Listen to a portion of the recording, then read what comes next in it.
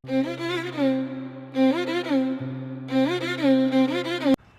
सबसे ज़्यादा डिमांड और इंडिया में सबसे ज़्यादा बिकने वाली गाड़ी है टाटा की। टाटा का मार्केट शेयर इंडिया के अंदर ईवी के अंदर 40% का है और सबसे ज़्यादा गाड़ी टाटा की बिकने वाली है टाटा नेक्सॉन। तो आज हमारे साथ हैं टाटा नेक्सॉन ईवी के owner Anirudh Shukla ji. Anirudh Shukla ji, welcome to the channel. Hi Ankush. तो अनिरुद्ध, आपने ये गाड़ी कब ली, कौन सा मॉडल है, कितने किलोवाट का है, वो सब पे हम बात करेंगे।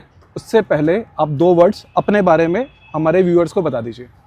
Guys, my name is Anirudh Shukla और basically I am from Gwalior. यहाँ दिल्ली में जॉब कर रहा हूँ। सो कम्यूट के लिए और बाकी सब चीज़ों के लिए जो अभी इतना सारा पेट्रोल का जो BS6 BS7 का कन्फ्यूजन हो रहा है, तो I thought why not EV. और घूमने का मुझे बहुत शौक है, तो पेट्रोल से अगर मैं घूमूंगा तो बहुत पैसे लग जाएंगे, इतना तो सैलरी है नहीं।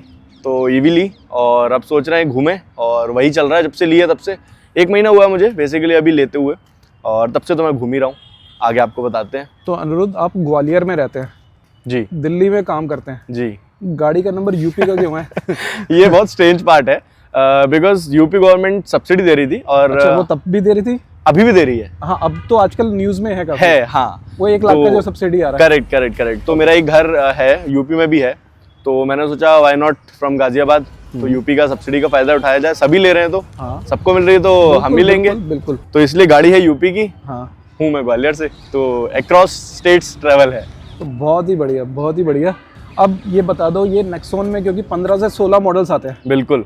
इतने सारे मॉडल्स हैं, लोग बड़े कंफ्यूज होते हैं ये कौन सा मॉडल है और कितने का पड़ा। बस इसी कंफ्यूजन को दूर करने के लिए मैंने बोला कि हम सीधा ही टॉप मॉडल पे चलते हैं, वेरी गुड। पीछे के सारे छोड़ते हैं, जो मिलेगा अच्छा ही मिलेगा। हाँ, तो ये मॉडल मुझे मॉडल जो है ये इसका नाम है empowered plus, 45 kilowatt top model है, और मुझे ये पड़ा है 17,50,000 का। 17,50,000 का। कितने किलोवाट बैटरी में है ये? इस 45 किलोवाट बैटरी। इसमें और भी आते हैं मॉडल, इससे ऊपर बैटरी में भी हाँ, आता है? इससे ऊपर नहीं आता है, ये लास्ट सबसे हाईएस्ट बैटरी है नेक्सॉन में। अच्छा। इससे छोटा आता है मिड रेंज, वो आता है 30 किलोवाट का, 30, समवॉट अराउंड उसमें इंटरनल 33 किलोवाट है। तो 17.5 लाख रुपए में आपने नेक्सॉन प्रेफर करी, इसकी 45 किलोवाट। इसकी रेंज कितनी है? इसकी रेंज जो मुझे अभी दे रही है, दिखाती कितनी है पहले स्क्रीन पे? दिखाने को तो 500 भी दिखा देती है। अच्छा। दिखाने वाली चीज पे तो अपन जाते नहीं है, बट जो प्रैक्टिकल मुझे देती है, मैं इसे सिर्फ सिटी मोड पे ड्राइव करता हूँ मेजरली। तो सिटी मोड पर तो ये मुझे आराम से 350 370 की दे देती है इन दिल्ली, या फिर कोई भी जो भी हम सिटी ड्राइव करते हैं उसके अंदर ये मुझे 350 370 की रेंज देती है। बट अगर बोला आप सिटी ड्राइव पे ड्राइव करते हैं, और कौन से मोड्स हैं इसमें? इसमें 3 मोड हैं basically, economic, city and sports. Economy पे अगर आपने कभी ड्राइव करके देखा, उस पे कितना रेंज दे देती है? यार टू बी ऑनेस्ट, 1 महीने में मुझे फील ही नहीं हुआ कि मैं इकोनॉमी ड्राइव करूं, क्योंकि उस पे इशू ये है कि उसमें पेडल बहुत ज़्यादा सॉफ्ट हो जाता है। अच्छा। बट मैंने एक बार ट्राई किया था फॉर शायद 20-25 किलोमीटर के लिए, तो जो रेंज बढ़ गई थी वो था मेरा शायद 400 सवा 400 के आसपास। 400 से ऊपर दे देगी आप कह रहे हो? सिटी में इकोनॉमी मोड पे, depending on the driving style. क्योंकि अगर हम बहुत ही ज़्यादा पेडल थ्रॉटल दे रहे हैं अगर, तो फिर उसका रेंज डेफिनेटली कम हो जाएगा। अभी तक आपने कितने किलोमीटर ड्राइव कर लिया है? Near about 7,000। सवा महीने में आपने 7,000 इसको ड्राइव किया? हाँ, और वो मतलब मुझे ऐसा दुख होता है कि दिवाली पे मुझे इसे घर पे खड़ा करना पड़ा, वरना ये अभी मैं 8,000 क्रॉस कर दी। अगर आपने इसको 7,000 ड्राइव किया है सवा महीने में सिर्फ, तो इसका मतलब है आपने इसको अच्छा खासा रन किया है हाईवे के ऊपर। बिल्कुल। कहाँ कहाँ लेकर गए हैं? डीसी चार्जिंग के साथ आपका कैसा अभी तक एक्सपीरियंस रहा है? भाई, मैं अगर इंडिया की बात करूं तो मुझे ऐसा लगता है डीसी चार्जिंग बहुत इजी है, लोगों को समझाना बहुत मुश्किल है। तो वैसे अगर मैं देखूं ओवरऑल एक्सपीरियंस, तो डीसी चार्जिंग का मेरा तो बहुत अच्छा रहा है जिन रूट्स पे अभी मैंने ड्राइव किया है। किन किन रूट्स पे ड्राइव किया आपने? तो अभी मैं सबसे पहले तो यहाँ से ग्वालियर जा चुका हूँ, होम टाउन, शायद 3-4 बार जा चुका हूँ, और चंडीगढ़ जा चुका हूँ मैं। चंडीगढ़ के बाद मैंने 9 देवियाँ जो हिमाचल की हैं, धर्मशाला तक, वो मैंने कवर की, जिसमें मुझे एक पॉइंट पर ऐसा लगा शायद चार्जिंग इंफ्रास्ट्रक्चर मुझे धोखा दे सकता है, बट लकीली नहीं दिया, सब रिलायबल था। उसके बाद मैं अभी रिसेंटली बद्रीनाथ गया था इससे। अच्छा। वहाँ तो मुझे लगा फैबुलस, मतलब जितने आप वर्ड्स बोलो उतना, रोड वहाँ की अच्छी हो ना हो, चार्जिंग इंफ्रास्ट्रक्चर बहुत अच्छा। बद्रीनाथ तक का? बद्रीनाथ तक का। तो जो लोग कहते हैं कि ईवी कार सिर्फ सिटी के लिए बनी है, पहाड़ों के लिए तो बिल्कुल नहीं बनी, तो भाई हमारा बद्रीनाथ भी होकर आ गया इस गाड़ी पर। बिल्कुल। 9 देवियों का हिमाचल में दर्शन कर चुका है, ज्वाला जी वगैरह सब गए हो गए? सब कुछ। तो डीसी चार्जिंग के साथ आपका एक्सपीरियंस अभी तक बहुत अच्छा है। बहुत अच्छा, बहुत अच्छा। अब डीसी चार्जिंग की बात छिड़ गई है तो ये भी बता दो कि कितने घंटे में ये गाड़ी 20 से 100 या 20 से 80% तक चार्ज हो जाती है? मैंने इसको 10 से 80 प्रॉपर चेक किया था, मतलब 11% थी तो मैं मान के चलता हूँ कि 10% थी। वहाँ से मैंने इसे 85% तक चार्ज किया था, तो इसने मेरा लिया था 58 मिनट्स। 58 मिनट्स। हाँ, 60 किलोवाट का चार्जर था, 30 किलोवाट का था? 60 किलोवाट का चार्जर था और मेरी अकेली गाड़ी लगी हुई थी। अच्छा। मतलब जो Nexon 45 वेरिएंट है ये 60 किलोवाट सपोर्ट करता है, तो जो मुझे उसमें किलोवाट मिल रहा था वो 58 किलोवाट रिसीव ये कर रही है। मैक्सिमम जो चार्जिंग 60 किलोवाट सपोर्ट करता है वो 60 हाँ, किलोवाट हाँ। है। तो 17.5 लाख रुपए का आपने इस गाड़ी को परचेज किया, तो इस प्राइस रेंज के अंदर आपके पास और भी बहुत सारे ऑप्शन थे, बहुत। बाकी कंसिडर क्यों नहीं करे और किन किन को कंसिडर किया आपने? मैंने विंडसर को कंसिडर किया था जो प्रो मॉडल है, और B6 को किया था क्योंकि उसका भी समवॉट अराउंड 19 लाख से स्टार्ट हो जाता है एक शोरूम। और उसके बाद मैंने ZS EV को भी एक बार कंसिडर किया था, ऑल्दो वो थोड़ा सा महंगी और पुराना है, but I thought to consider it as well. Creta EV? Creta EV को मैंने नहीं किया था बिकॉज जब मैं प्लान कर रहा था तब उसके प्राइजेस ज़्यादा थे, उसके बाद में उनका एक 20 लाख का मॉडल आया था, ठीक है। तो बट उस टाइम पे मैं नहीं कर पाया था, बट मैंने देखा था, कंसिडर नहीं किया था, फीचर का मैंने उनको कैलकुलेट नहीं किए थे, just because the price range was high. सबको कंसिडर करने के बाद इस पर जंप करना कैसे हो गया?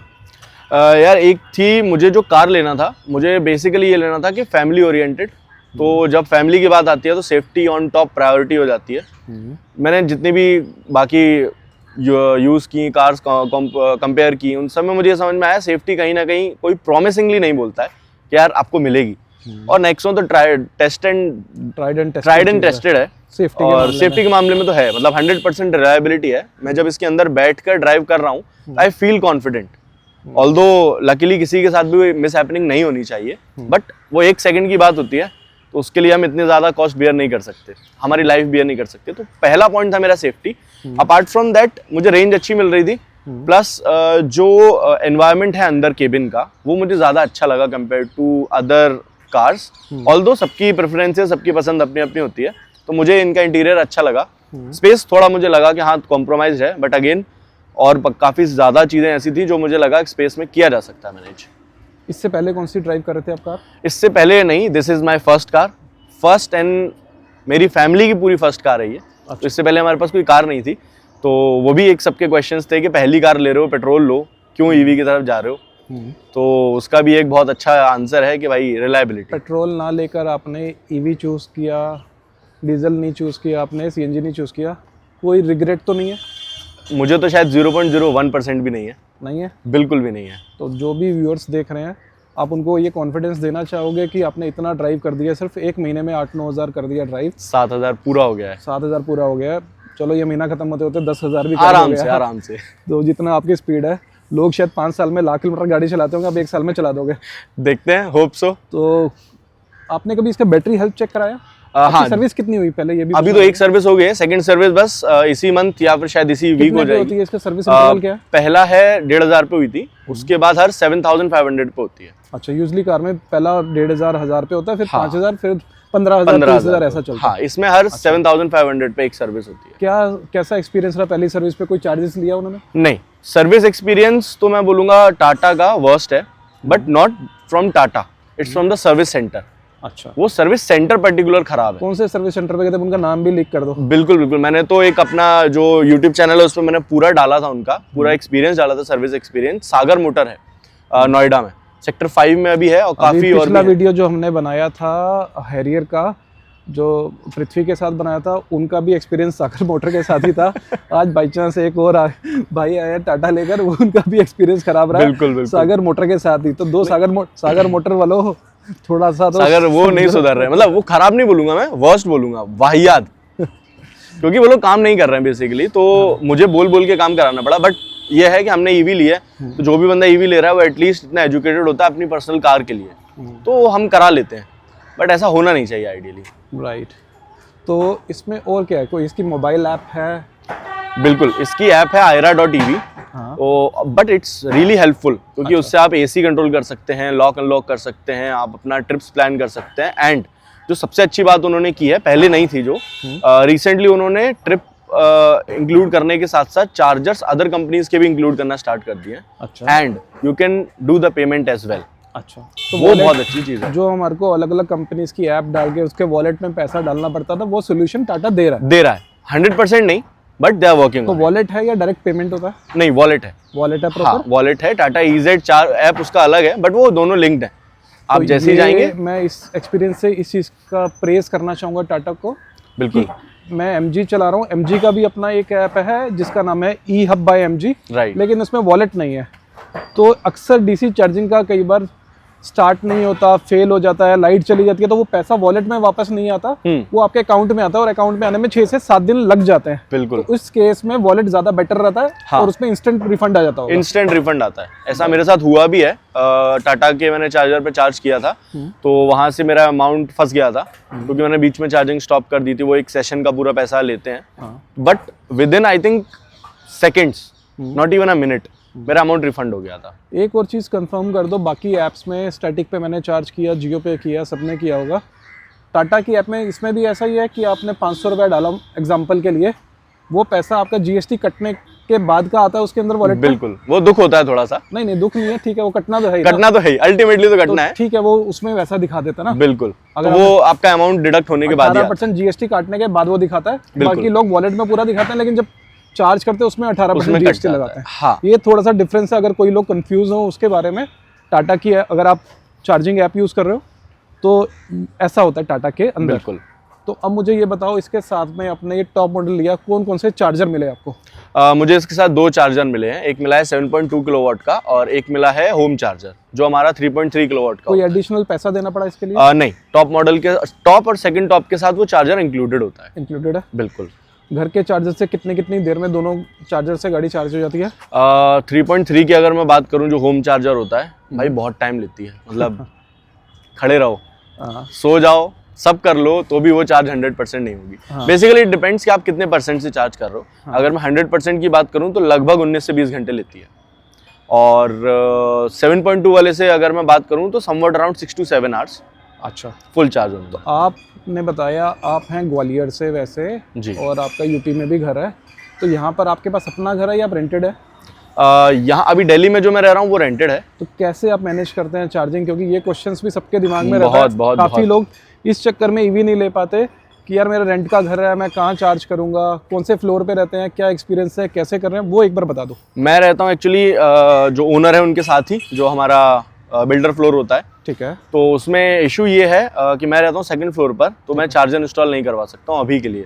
मतलब मैं जहाँ रहता हूँ वो जगह में कार जाना ही अपने आप में एक चैलेंज है। अच्छा। तो मैं वहाँ कार पार्क नहीं करता हूँ। आई हैव ओन्ड, मतलब मैंने रेंट लिया है पार्किंग भी।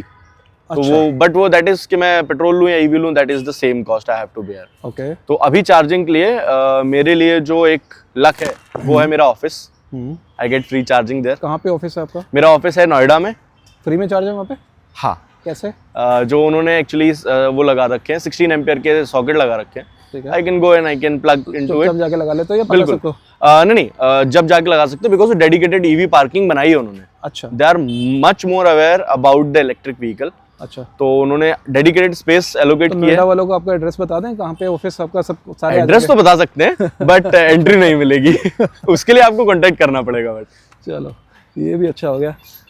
अब ये फेस लिफ्ट वाला जो आपका मॉडल है, हाँ जी, हाँ जी, इसमें कौन कौन सी चीज़ें नई अच्छी आपको ऐड लगी? कौन सी 5 चीज़ें हम बात कर लें इस फेस लिफ्ट का जो आपने मॉडल लिया, जो आपको इस गाड़ी में अच्छी लगती हैं, जिसकी वजह से इस गाड़ी को आपने चूज़ किया ओवर वेंसर, ओवर दूसरी गाड़ियां जो आपको समझ में आ रही थी? बिल्कुल। ये गाड़ी आपको लेने में ज़्यादा मज़ा आया। एक आपने बता दिया मुझे इसकी सेफ्टी।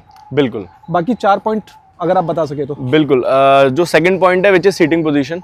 मेरे लिए पर्टिकुलर मेरी हाइट और मेरे जो स्टीयरिंग कंफर्ट मुझे चाहिए उसके हिसाब से नेक्सॉन की सीटिंग पोजीशन काफ़ी अपवर्ड है। प्लस जो इसका बोनट है वो काफ़ी बल्की है, मीन्स आपको एक मस्कुलर लुक देता है, जिसकी वजह से रोड पर जो बोनट है वो इजीली विजिबल होता है। तो वो एक अच्छा पॉइंट होता है, क्योंकि आपको कॉर्नर्स, दिल्ली के ट्रैफिक में इट्स हाई टाइम, आपको बोनट अगर दिख रहा है आप बहुत सेफ है, कॉन्फिडेंट है। मैं ऐसी कुछ गाड़ियां भी है, मेरे पास भी है, उसका तो बोनट ही नहीं है। बोनट नहीं है, राइट राइट राइट। अच्छा, कंटिन्यू। तो वो चीज़ है। उसके अलावा मुझे जो लगा वो इंटीरियर है। टाटा ने इंटीरियर के ऊपर नो डाउट बहुत अच्छा काम किया है। हाँ। बाकी जो कलर कॉम्बिनेशन चूज किए हैं वो बहुत ही सुंदर है, तो वो मुझे एक कॉन्फिडेंट फील देता है अंदर से बैठकर। उसके अलावा panoramic sunroof, ventilated seats, but ये चीज़ें तो मुझे और भी जगहों पे मिल रही हैं। पैनोरामिक सनरूफ है, बट पैनोरामिक सनरूफ सिर्फ मुझे अभी तक नेक्सॉन में ओपनेबल मिली है।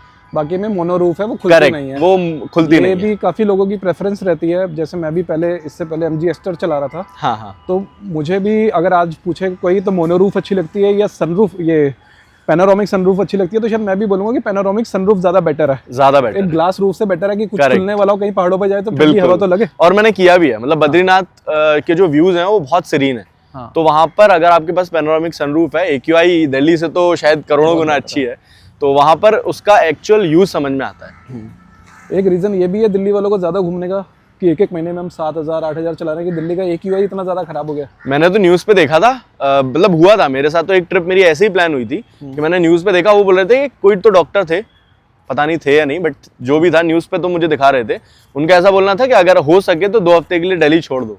हाँ, तो भाई जब अब आए हैं इनका रिव्यू करने के लिए मैंने मास्क जबरदस्ती उतरवाई है, मास्क पहन के रिव्यू कर रहे थे पहले, तो मैंने कहा भाई शक्ल तो दिखने तो नहीं, बट उसका रीजन है यहाँ बहुत, मतलब अभी तो दिल्ली में बिल्कुल गैस चैम्बर जैसी सिचुएशन हो गई है, तो उसको एस्केप करना बहुत जरूरी है। इसीलिए बेटर है to purchase EV EV car, ताकि आपकी फैमिली, जो आपके आगे बच्चे होंगे या उनको कम से कम कुछ देकर जाएं। करेक्ट। अभी कुछ लोग इस पे कमेंट जरूर करेंगे कि EV ज्यादा पोल्यूशन बनाने में, राइट वो राइट। उसके ऊपर एक आर्टिकल है वोल्वो ने डाला है, आप उसको जाके चेक कर सकते हो। उस पर अब डिस्कस नहीं करेंगे क्योंकि फिर डायरेक्शन गलत जगह पे चली जाएगी। करेक्ट। तो अभी हम अंदर चलते हैं और अंदर चल के बात करते हैं। जी इसका बूट स्पेस देख लेते हैं। बिल्कुल।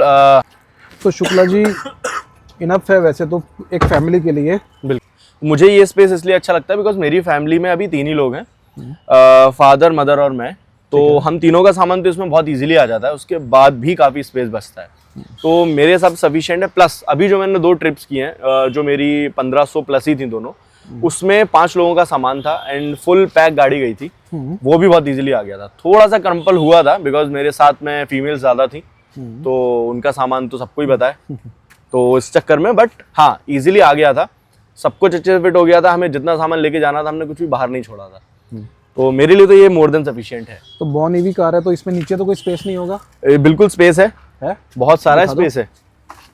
इसमें क्या स्पेयर व्हील है या क्या है? इसमें अभी तो बहुत सारी चीजें हैं। अच्छा, ये टॉयलेट टेंट है अच्छा, बेसिकली, इसके बाद टायर है, और बाकी स्पेस में मैंने और चीजें जो रखी रख हुई रखी हैं, बहुत बढ़िया। तो मोर देन सफिशिएंट स्पेस है। इसकी सीट भी फोल्डेबल है? हाँ जी, 60-40 है, ठीक है। और पूरी रिक्लाइन हो जाती है, मीन्स अगर आपको इसे पूरा गिरा के और बेड बनाना है वो भी हो जाता है, मतलब स्टेप नहीं आता है। तो शुक्ला जी मेरी हाइट है 5'11", बिल्कुल कंफर्टेबल है। थोड़ा सा यहाँ से थाई सपोर्ट मुझे कम लग रहा है, हाँ, और ये एडजस्ट किया जा सकता है क्योंकि 5'11" के हिसाब से अगर ठीक है तो कोई दिक्कत नहीं है। बिल्कुल। हेडरूम थोड़ा सा कम है हाँ, यहाँ पर। तो क्या पीछे बैठे हैं कभी आप गाड़ी चलाते हुए? अनफॉर्चुनेटली अभी मुझे तो ये मौका नहीं मिला है कि मैं खुद पीछे बैठ सकूं, बट हाँ मैंने इसमें 5'11" और 6 फीट दोनों बिठाए हैं जब हम अभी ट्रिप पे गए थे। तो फैमिली में मदर या फादर कभी बैठ के साथ में जाते हैं, वो कंप्लेंट तो नहीं करते यार पीछे स्पेस कम है, और 5th पर्सन अगर कोई पीछे बैठ जाए तो उसके तो जगह ही नहीं है? ऐसा अभी तक तो नहीं हुआ है क्योंकि फैमिली तो खुश ही रहती है, नई कार है, हम घूमने जा रहे हैं। तो आपकी फैमिली भी छोटी है तो इस हिसाब से आपको उसमें कोई वो नहीं है? मतलब मेरी फैमिली में मुझसे लंबा कोई भी नहीं है। तो गाड़ी पीछे कंफर्टेबल है, सीट्स भी काफ़ी ज़्यादा कंफर्टेबल है। एक छोटा सा आप जो इसमें इशू मान सकते हैं कि 5th पर्सन के लिए अगर आप कोई बिठाना चाहते हैं तो उसका स्पेस नहीं है, लेकिन 2 लोग काफ़ी कंफर्टेबली बैठकर जा सकते हैं। अच्छा आर्मरेस्ट दिया हुआ है, अच्छी कुशनिंग है, सब कुछ बेटर है। तो शुक्ला जी जी, अच्छा कैबिन है, काफ़ी प्रीमियम लग रहा है। MID स्क्रीन आपकी बहुत बड़ी है, 12 इंच के आसपास है। ये नई मॉडल में आती है, पुराने में भी थी? पुराने में नहीं थी, पुराने में तो इनकी 10.28 की आती थी, नए वाले में उन्होंने ज़रूर अपग्रेड कर दिया। MID स्क्रीन मेरे को आपकी बड़ी कलरफुल, बड़ी क्लासी सी लगी है बहुत। शायद ये मैंने इसका पहले भी कोई मॉडल देखा था, आई गेस थोड़ा नीचे वाला मॉडल होगा, उसमें इतनी अच्छी MID स्क्रीन नहीं है। नहीं थी, बिल्कुल नहीं थी। ऐसी MID स्क्रीन सिर्फ और सिर्फ इस वाले मॉडल में आ रही है? नहीं, ये और एम्पावर्ड प्लस यानी टॉप एंड सेकंड टॉप में आ रही है। सेकंड टॉप में, क्योंकि इनके 10 12 15 मॉडल आएंगे। बहुत। तो और कौन सी चीज़ें इसमें 2 और आपको अच्छी लगती है अंदर बैठ के, कि लगता है यार फील होता है कि हाँ मेरी पहली गाड़ी है, ये चीज़ मेरे को मिल गई? जैसे मैं बता देता हूँ, मेरे को बड़ा शौक था कि मेरी जब पहली गाड़ी हो, उस टाइम ये नए नए बटन आने शुरू हुए थे, बिल्कुल, स्टीयरिंग कंट्रोल। स्टेयरिंग कंट्रोल्स आने शुरू हुए, तो मुझे था कि यार मेरे पास ऐसी गाड़ी हो जिसमें स्टेयरिंग कंट्रोल्स अच्छे हों और मेरा बिल्कुल। तो ऐसी कौन सी दो चीज़ें आपका एक्सपीरियंस कहता है कि हाँ यार ये मज़ा आ गया पहली गाड़ी लेके? वो तो स्क्रीन ही है डेफिनेटली, अच्छा। बिकॉज जो क्वालिटी अगर मैं इस पे कुछ, इसमें बेसिकली यूट्यूब और नेटफ्लिक्स सब कुछ चल जाता है, तो अगर मैं वो देख रहा हूँ और एचडी कंटेंट देख रहा हूँ तो मुझे एचडी में दिख रहा है, उसके लिए मुझे एचडी पर जाने की ज़रूरत नहीं है, तो वो ये एक जो प्लस आप पॉइंट है। नेटफ्लिक्स और बाकी सारी चीज़ें देखते हैं इसमें चलती गाड़ी में देख सकते हैं या जब डीसी चार्जिंग पे होता है तभी, या कैसे? ये पार्क मोड था ओनली, सिर्फ चलती park गाड़ी mode में नहीं पे? देख सकते। अगर हम खड़े हैं या तो हम चला सकते हैं इसके अंदर ना? हाँ बिल्कुल। और दूसरा? और दूसरा जो सीट कंफर्ट है, हाँ। बाकी मैंने विंडसर का टेस्ट किया था, हम्म, क्रेटा का भी मुझे अच्छा लगा था, बट अगेन उसकी कॉस्टिंग की वजह से हम उस पर नहीं जा पाए। हम्म, इस पर्टिकुलर मॉडल में इसमें फैब्रिक भी आता है, इसमें नहीं आता है, लोअर वेरिएंट्स में आता है, बट उसका शायद मुझे कुशनिंग इतनी अच्छी नहीं लगती है, कंफर्ट, जो मुझे टॉप मॉडल का बहुत अच्छा लगा था। तो मॉडल अच्छा। तो सीटिंग कंफर्ट बहुत अच्छा है, जो कि अगर लॉन्ग ड्राइव पे जाना है और हमें टायर्डनेस नहीं फील हो रही है तो वो बहुत अच्छी चीज़ है। Stereo quality? स्टीरियो क्वालिटी तो शायद पूरे सेगमेंट में बेस्ट है। 9 स्पीकर सेटअप है और एक सबवूफर है JBL का? JBL का 4 speaker, 4 Twitter and 1 subwoofers. A class? A class top notch. कितने एयरबैग्स हैं? 6 एयरबैग हैं, 2 पैसेंजर एंड ड्राइवर के लिए हैं और 2 साइड एयरबैग हैं एंड 2 कर्टेन एयरबैग्स हैं। अडास वाला, अब क्योंकि मॉडल आ रहे हैं अडास वाला भी, बिल्कुल, ये अडास वाला मॉडल है या विदाउट अडास वाला मॉडल है? ये विदाउट अडास वाला मॉडल है। कोई रिग्रेट कि आपने अभी 1 महीना पहले गाड़ी ली और 1 महीने के अंदर अंदर जस्ट उन्होंने आपकी गाड़ी लेने के अडास वाला मॉडल भी रिलीज कर दिया, कोई रिग्रेट कि आप उसके लिए वेट कर सकते थे? मतलब मुझे ऐसा लगता है शायद कोई रिग्रेट नहीं है, बिकॉज जो उन्होंने एडास इंट्रोड्यूस किया भी है वो लेवल 1 एडास है। अच्छा। कैमरा बेस्ड है, रडार बेस्ड नहीं है, तो लेवल 1 मुझे नहीं लगता है शायद इतना ज़्यादा हेल्पफुल होता है। लेवल 2 होता अगर तो शायद मैं सोचता कि यार फिर तो कुछ गड़बड़ हुई, बट लेवल 1 एडास मुझे तो नहीं लगा कि इतना मुझे और ऊपर जाना चाहिए। ऑल दो आप काफ़ी ज़्यादा सेटिस्फाइड है गाड़ी से, आपको मज़ा आ रहा है, टचवुड ऐसे ही मज़ा भी रहे। बिल्कुल। स्टिल बाकी लोग क्योंकि ये वीडियो देख रहे हैं, हर चीज़ अच्छी चीज़ में 2 चीज़ें ख़राब होती हैं, 2 चीज़ें अच्छी होती हैं। 2 चीज़ों का रिग्रेट आपको कोई हो जो आपको लगा हो यार ये थोड़ा सा और अच्छा हो जाता और बेटर हो जाता? पहला तो है स्पेस, ऑल्दो गाड़ी में काम बहुत अच्छा हुआ है, बट जो सबसे बड़ा मिस पॉइंट है वो ये है कि मेरे पास कप होल्डर्स नहीं है। मेरे पास ऑर्गेनाइज करने के लिए चीज़ें नहीं है केबिन में। मतलब एक होता है कि हमारे पास, अगर मैं ड्राइवर हूँ तो मेरे पास 1 आर्म डिस्टेंस में मेरे पास अगर चीज़ें ऑर्गेनाइज करने के लिए हैं तो दैट इज़ मच बेटर। वो नेक्सॉन में कहीं ना कहीं अभी तक इशू है, और वो सभी में, मतलब नेक्सॉन के सारे वेरिएंट्स में है। स्पेस का इशू तो है ही, और एक है वायरलेस चार्जर, जो मुझे लगता है शायद ये उतना अच्छे से काम नहीं करता है। पड़ा क्या फ़ोन हीट हो जाता है? नहीं, हीट तो नहीं होता बिकॉज ये वेंटिलेटेड है, बट अगर मैं इसमें आईफोन रख रहा हूँ, मेरा तो प्रो मॉडल है, प्रो मैक्स है, तो वो तो इसमें बहुत इजीली फिट होता है, बट इसमें अगर आईफोन रख रहे हैं या फिर प्रो रख रहे हैं तो वो इसमें नहीं काम करता है उतने अच्छे से। अच्छा, तो फिट नहीं आता आप कहना चाह रहे हैं? फिट नहीं आता, वो चार्जिंग ड्रॉप करता है बीच बीच में। ओके शुक्ला जी, इसमें सारे के सारे बटन्स जो हैं इन पर ही दे दिए हैं। हाँ सिर्फ जी। एक फैन के और जो एसी के बटन फिजिकल बटन है, बाकी सब इसमें है। तो इसमें कोई दिक्कत तो नहीं आती है आपको? बहुत ज़्यादा नहीं आती है, क्योंकि स्टार्टिंग में जब मैंने ली थी तब तो मुझे थोड़ा लगा था कि शायद अपना ड्राइविंग फोकस हटाकर मुझे ये बटन सेलेक्ट करने पड़ेंगे, बट अब मुझे आदत हो गई है, और जो मेजर काम की चीज़ें हैं वो मैं वॉइस कंट्रोल से कर लेता हूँ। एक बार इसका 360 कैमरा चलाकर देखें कैसा? बिल्कुल। तो आप ये देख सकते हैं, ये इसके 360 कैमरा की क्लियरिटी है। और ये 2D मोड पर है, बेसिकली हम सारे एंगल्स इसमें देख सकते हैं, और ये अभी 2D मोड पर है, बट अगर मैं इसे 3D मोड पे लेके जाता हूँ तो ये जो प्रेडिक्शन है इसकी, ये बहुत ज़्यादा एक्यूरेट है। अच्छा। इसकी एक्यूरेसी इतनी ज़्यादा है कि जो नेक्स्ट ऑब्जेक्ट है इसके पास, उसका डिस्टेंस ही बहुत अच्छा कैलकुलेट करता है। यहाँ पर दिया है, सिर्फ ये टाटा की गाड़ियों में दिखता है मुझे, ये गन लॉक अनलॉक करने के लिए यहाँ पे फिजिकल बटन दे दिया इन्होंने। हाँ जी, हाँ जी। ये किसी और गाड़ी में नहीं है, वो चाबी से ही हो जाता है। बिल्कुल। कई बार ऐसा होता है जहाँ पर गन स्टक हो जाती है, तो ये बहुत ज़्यादा हेल्पफुल होता है उस टाइम। अगर स्टक ना हो, जस्ट आपकी चार्जिंग कंप्लीट हुई, तब भी हमारे को इसी पे क्लिक करके? डेफिनेटली, मतलब वो डिपेंड करता है, अगर हम स्लो चार्जिंग कर रहे हैं तो गन लॉक रहती है। अच्छा। और अगर हम फास्ट चार्ज कर रहे हैं और हमारी चार्जिंग कंप्लीट हो गई है तो हम विदाउट इसको प्रेस किए हम बाहर से भी गन अनलॉक कर सकते हैं। टिल द टाइम अगर आपकी 80%, अगर आपने 80% का लगा दिया, to be supposed DC charging पे लगा के कि मेरी 80% गाड़ी चार्ज होनी चाहिए, 80% पे मशीन रुक चुकी है, तो क्या गन बाहर से निकल जाएगी? बिल्कुल निकल जाएगी। अगर मशीन रुक चुकी है तो डेफिनेटली निकल जाएगी। चलती मशीन में नहीं निकलेगी? नहीं निकलेगी। ओके, कर लेते हैं इस पैनोरामिक सनरूफ के बारे में। साइज थोड़ा छोटा है, हाँ, पर आपकी पहली गाड़ी है तो आई गेस आपको बहुत छोटी सनरूफ से पैनोरामिक सनरूफ ज्यादा बेटर है। डेफिनेटली साइज इसका छोटा है, बट मुझे ऐसा लगता है जो नेक्सॉन का डायमेंशंस है उसके अकॉर्डिंग अप्रोप्रिएट है। वॉइस कमांड से खुलती है? बिल्कुल खुलती है। तो यहाँ पर इन्होंने 3 ड्राइविंग मोड दिए हैं शुक्ला जी। बिल्कुल। सिटी, इको और स्पोर्ट्स। आपका फेवरेट मोड कौन सा है और किस पे आप ज्यादातर ड्राइव करते हैं? फेवरेट मोड तो सिटी मोड है, और मैक्सिमम मींस 99% टाइम ये सिटी मोड पर ही हुई है। अच्छा। ड्राइव, बिकॉज मैं बद्रीनाथ भी जब गया था तो वहाँ भी स्टीप काफ़ी ज़्यादा आता है लास्ट में, शायद 30 to 35 किलोमीटर्स का, बहुत ज़्यादा स्टीप है। वो सिटी मोड में इजीली उसने चढ़ा था। हिल होल्ड अच्छे से काम करता है? बहुत ज़्यादा अच्छे से, कोई दिक्कत नहीं है? कोई दिक्कत नहीं है। सेफ्टी में तो वैसे भी टाटा बेस्ट है, सेफ्टी की बात आती है तो बेस्ट है। तो गाड़ी बैठने में मुझे बहुत कंफर्टेबल लगी है। वही जो मैं हमेशा बताता हूँ कि कौन सी कार मुझे अक्सर देखने में प्रीमियम लगती है, आपके पास कैबिन अच्छा होना चाहिए। जहाँ पर हमने हाथ रखा है यहाँ काफ़ी अच्छी कुशनिंग दी गई है। सामने डैशबोर्ड पर भी यहाँ पर काफ़ी कुशनिंग है, ऑल्दो ये थोड़ा सा हार्ड प्लास्टिक है। हाँ जी। तो यहाँ पर भी जो पार्ट है उसमें भी यहाँ पर काफ़ी सॉफ्ट टच है पड़ा, तो ये गाड़ी के कैबिन को काफ़ी ज़्यादा प्रीमियम बना रहा है। बिल्कुल। टिकली एडजस्टेबल ORVM है। हाँ। और अभी तो ये स्टार्ट है, अगर मैं बंद कर देता हूँ नॉर्मल है। इससे बहुत रिलीफ होता है, मतलब मुझे मैनुअली उसे करने की ज़रूरत नहीं है।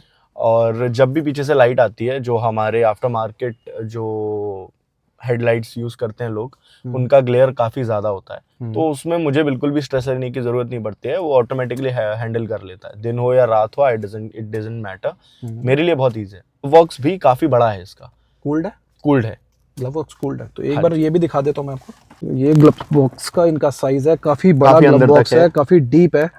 तो आराम से इसमें 2-4 पानी की बोतल्स, कैंस वगैरह आप इजीली रख सकते हो आराम से। तो ईवी कार का एक बेनिफिट है, अगर आपको इसका बूट स्पेस कम लगा हो तो ईवी कार के अंदर एक पार्ट और होता है स्पेस रखने के लिए, जिसे हम कहते हैं फ्रंक। आई गेस इसके बाकी मॉडल्स में नहीं है, ये सिर्फ टॉप मॉडल में आता है। ये सिर्फ और सिर्फ टॉप और सेकंड टॉप में आता है। तो एक बार फ्रंक दिखा दे। बिल्कुल।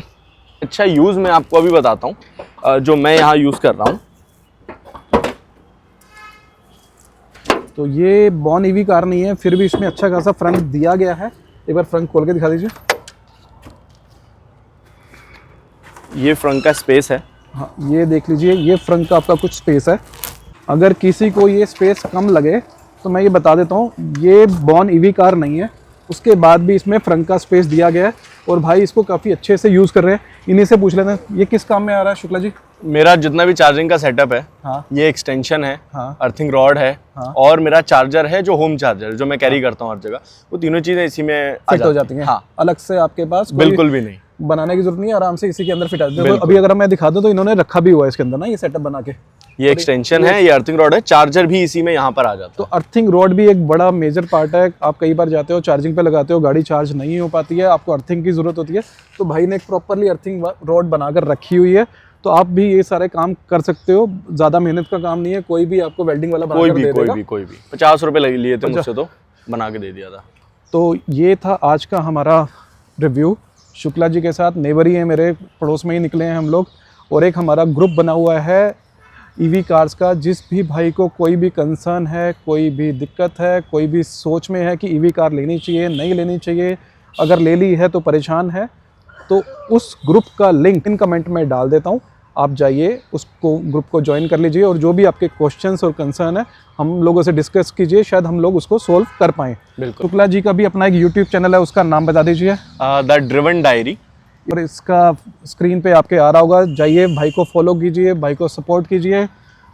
आप सपोर्ट करेंगे तभी हम लोग शायद और इन्फॉर्मेटिव वीडियोस बना सकेंगे। तो thank you so much Shukla ji. मैं हूं अंकुश नागपाल, आप देख रहे थे अक्की नागपाल। जिसने भी मुझे भी अभी तक सब्सक्राइब नहीं किया, प्लीज़ सब्सक्राइब कर दो। इस वीडियो में कोई गलती लगी हो, कुछ लगी हो तो आप कमेंट में बता दो, कुछ अच्छा लगा हो वो भी कमेंट में बता दो। So please do like, subscribe and share. Thank you so much.